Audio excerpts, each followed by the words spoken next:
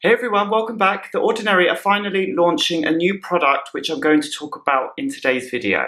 So I recently found out via Instagram that The Ordinary are launching a 100% niacinamide powder on August the 4th. I was initially a little bit surprised that they were launching that type of product because I know that the Ordinary 100% L-ascorbic acid powder is super popular. It's a product that I have reviewed many times on this channel because it's quite a difficult one to use. If you would like more information on that, I will put a link to the review down below. But niacinamide works in a very different way. It's not as unstable as L-ascorbic acid, so I was surprised that they were going to launch it in its own powder form. But I thought about it for a little while, and niacinamide is The Ordinary's best-selling product in their serum form. So I imagined that they wanted to create the powder to give the customer more options to use niacinamide in their skincare routine. So if you would like more information on the best way to use this product, the benefits of niacinamide, and which products you can and cannot mix it with, then keep on watching.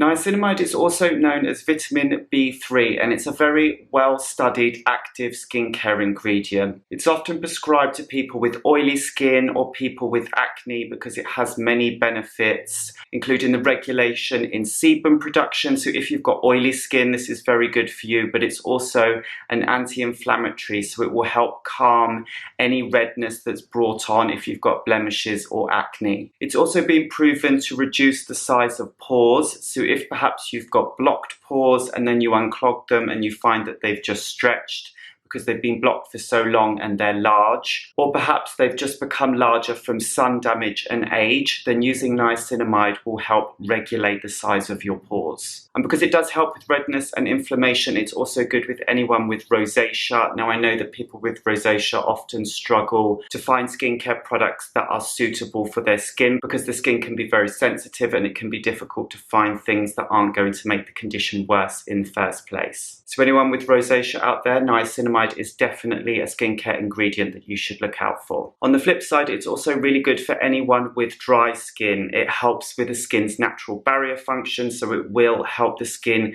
stay hydrated as well. So if, like me, you've got combination skin where perhaps you've got dehydrated skin but your skin is also congested at the same time, that's definitely what I have. Like all the perimeter, my cheeks and my forehead get really dehydrated, but my T-zone gets a little bit oilier and congested, then niacinamide is also a really good skincare ingredient to look out for because it will treat all of the different skincare conditions at the same time. So basically, no matter what your skin type is, if you've got wrinkles, texture in the skin, dull, uneven skin tone, then you would definitely benefit from using this. It's a good all-round skincare ingredient that everyone should be using. So now that we know that it's basically good for everyone, I'm going to tell you a little bit more about what you can and cannot mix the powder with. On the Ordinary website, which I will link down below, they recommend that the niacinamide powder is best mixed with water-based serums between a pH of 5.0 and 7.0. It mixes very well with retinol, peptides, and antioxidants.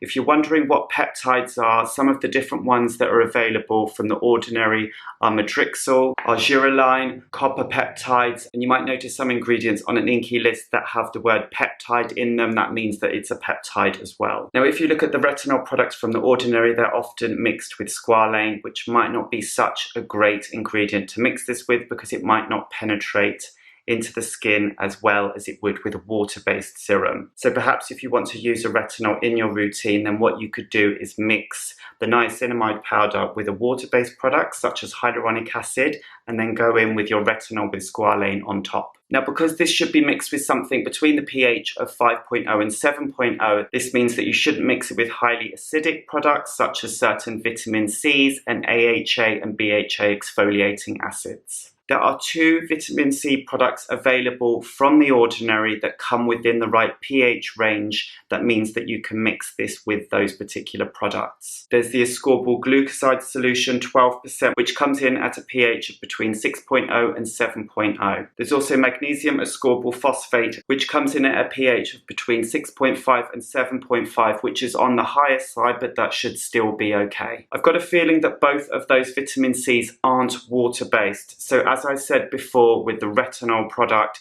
that comes with squalane, it might be better to mix the niacinamide powder with your water-based serum first and then go in with the vitamin C product afterwards. I know a lot of you will be wondering, can you mix this with the 100% L-ascorbic acid powder? That's just going to be too acidic to mix with this. You definitely want to use that in a separate routine. So for instance, you could use the 100% L-ascorbic acid in your morning routine, which will double up as your antioxidant, and then you could use the niacinamide powder as part of your evening routine with perhaps a retinol product. In terms of mixing and how much you should use, the Ordinary say that you should use 1/4 spoon of the powder. If you mix that with 4 drops of serum, you will get a percentage of between 10 and 15% niacinamide. So I think that that is all the initial information that you need before this product launches. So if you do run out and buy it on the 4th of August, you've got all the initial information of what you can and can't mix it with so that you can get stuck in and start using it straight away. As soon as it's available, I am going to go out and purchase it myself and start using it so I can come back with a second review and tell you my thoughts on using it and also show you how I mix it with products and use it in a routine myself. I just also wanted to let you know that I'm currently using the Drunk Elephant Erase Milky Micellar Water, which I am planning to do a review on in the next couple of days. So if you're not subscribed already, please do, because there will be a review coming up of this within the next week. If you've got any questions, let me know in the comments below. I will do my best to answer them for you. Thank you so much for watching. Don't forget to give this video a thumbs up, and I will see you in the next one.